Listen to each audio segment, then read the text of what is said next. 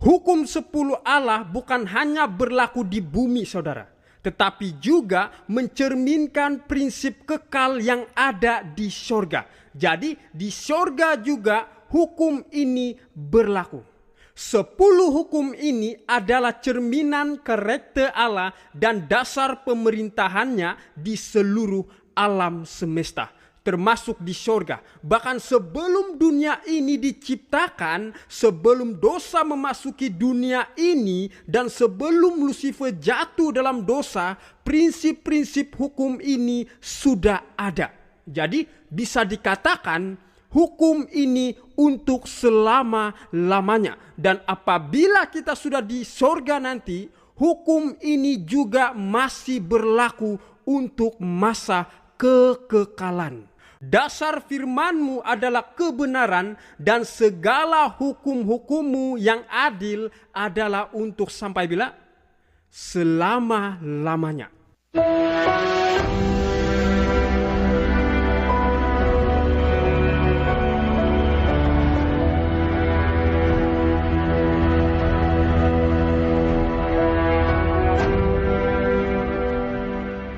Shalom, selamat bertemu kembali. Salam sejahtera di dalam Tuhan kita Yesus Kristus, Tuhan yang dimuliakan. Kembali lagi kita untuk belajar lagi firman Tuhan. Amin. Baik, Alkitab katakan Lucifer berdosa karena melanggar hukum. Karena dosa adalah pelanggaran hukum. Setiap orang yang berbuat dosa melanggar juga hukum Allah. Sebab dosa ialah apa? Pelanggaran hukum Allah. Saudara dan saudari, saya mau katakan di sini Lucifer telah melanggar seluruh perintah Allah. Dengan kata lain, dari hukum pertama sehingga hukum 10, Lucifer telah melanggarnya. Oleh itu, jangan kemana-mana, kita akan lihat satu persatu hukum bagaimana Lucifer melanggarnya selama pemberontakannya. Kita lihat. Hukum pertama, Keluaran 20 ayat 3. Jangan ada padamu Allah lain di hadapanku.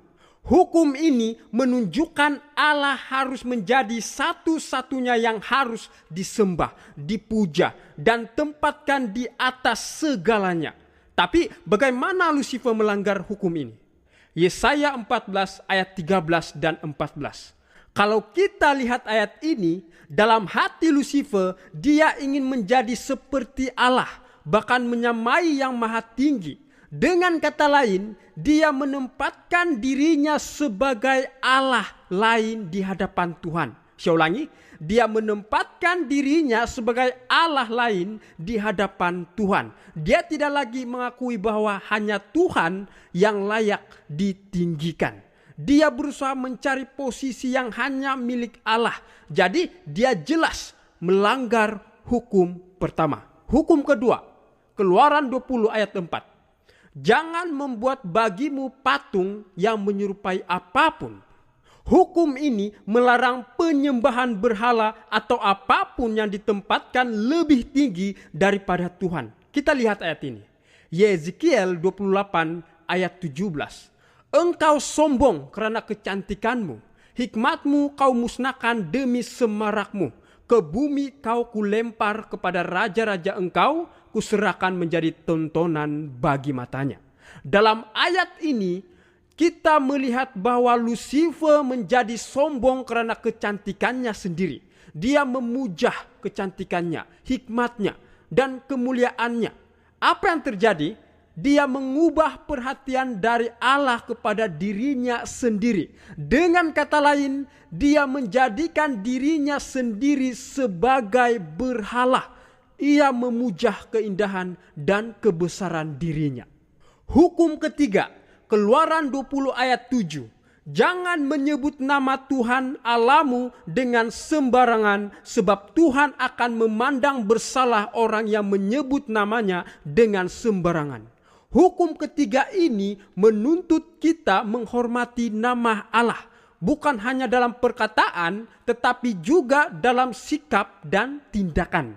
Bagaimana Lucifer melanggar hukum ini? Dalam Yeskiel 28 ayat 17 seperti yang sudah kita baca tadi, Lucifer menjadi sombong karena kecantikannya sendiri dan hikmatnya dihancurkan oleh semaraknya. Apa yang terjadi di sini, dengan kesombongannya dia mencemarkan nama Tuhan yang telah menciptakannya sempurna.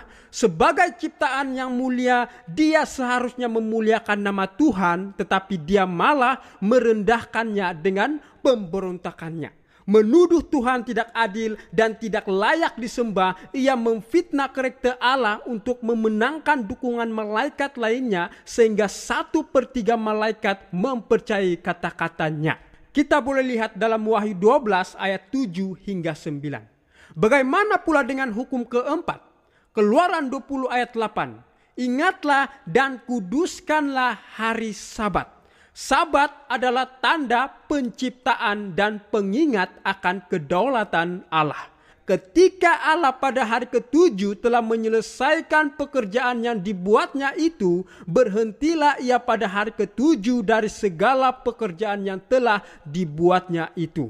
Lalu Allah memberkati hari ke-7 itu dan menguduskannya, karena pada hari itulah ia berhenti dari segala pekerjaan penciptaan yang telah dibuatnya itu. Bagaimana Lucifer melanggar hukum ini? Di surga, makhluk-makhluk ciptaan menghormati Sabat sebagai waktu untuk memuliakan Sang Pencipta. Jadi, pelanggaran Lucifer di sini, Lucifer tidak mengakui Allah sebagai pencipta yang layak menerima penyembahan dan penghormatan, termasuk melalui Sabat. Ini menunjukkan bahwa Lucifer tidak lagi menghormati Tuhan sebagai pencipta yang berhak disembah dan ditaati. Dengan demikian, dia melanggar hukum keempat ini yang mengingatkan kita untuk menghormati Allah sebagai pencipta. Selanjutnya, hukum kelima, Keluaran 20 ayat 12. Hormatilah ayahmu dan ibumu. Prinsip ini mencerminkan penghormatan kepada otoritas yang Allah tetapkan. Di surga, semua malaikat dipanggil untuk menghormati Allah sebagai Bapa mereka. Kita pun memanggil Allah sebagai Bapa. Amin. Jadi, apa pelanggaran Lucifer di sini adalah Lucifer melawan otoritas Allah, menolak untuk menghormati Allah sebagai Bapa yang benar, sehingga memimpin pemberontakan melawan Allah Bapa. Kita boleh rujuk dalam Yesaya 14 ayat 12 hingga 14. Selanjutnya, hukum keenam, Keluaran 20 ayat 13. Jangan membunuh.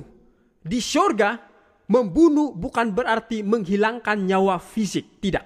Tetapi juga mencakup tindakan membawa kehancuran rohani atau moral. Nah, kenapa Lucifer juga melanggar hukum keenam ini?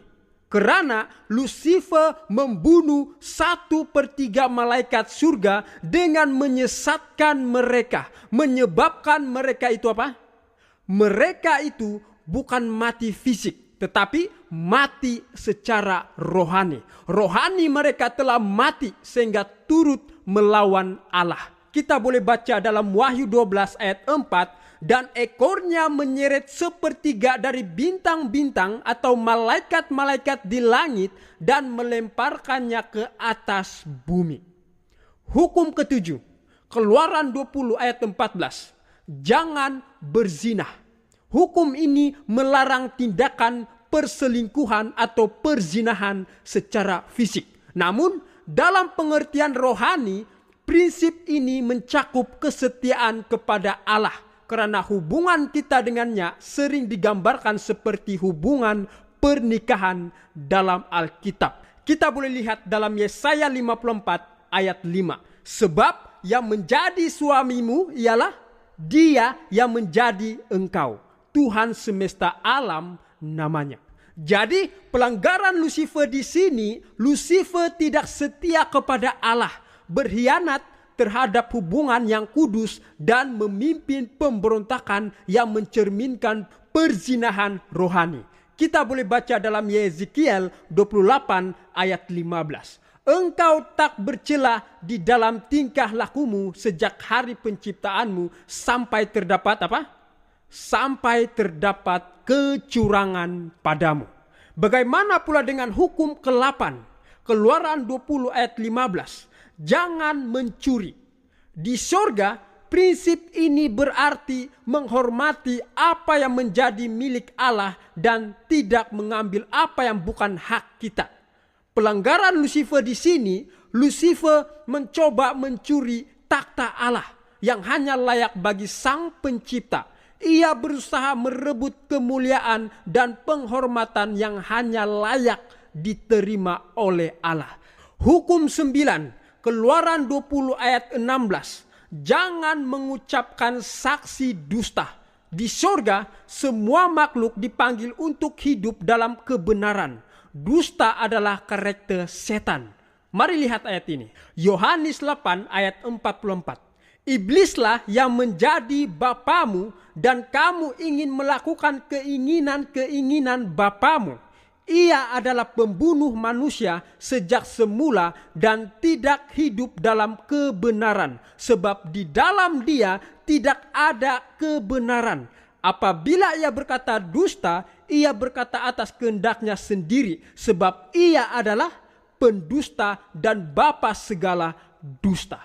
Jadi pelanggaran Lucifer adalah Lucifer menuduh Allah tidak adil dan memfitnah karakter Allah, menyebarkan kebohongan di antara para malaikat untuk memenangkan dukungan mereka. Perhatikan ayat ini baik-baik.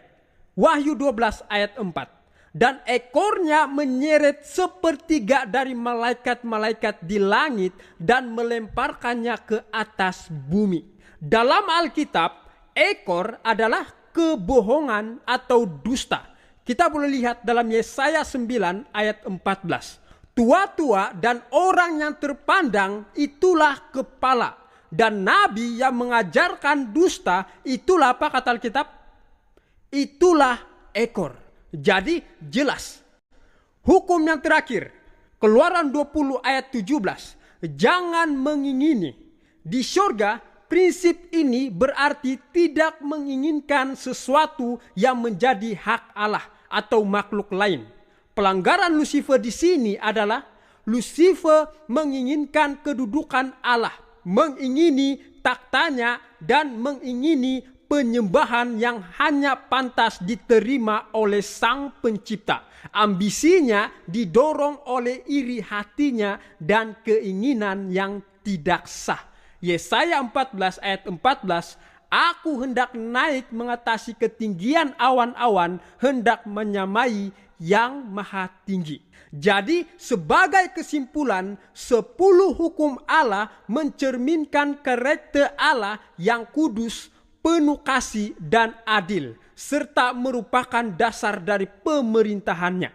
Pelanggaran Lucifer terhadap setiap prinsip-prinsip hukum ini menunjukkan pemberontakannya yang total terhadap Allah, yang akhirnya membawa dosa ke dunia sehingga manusia di Taman Eden itu pun jatuh dalam dosa. Bertemu lagi kita di dalam pelajaran berikutnya. Tuhan Yesus memberkati kita semua. Amin.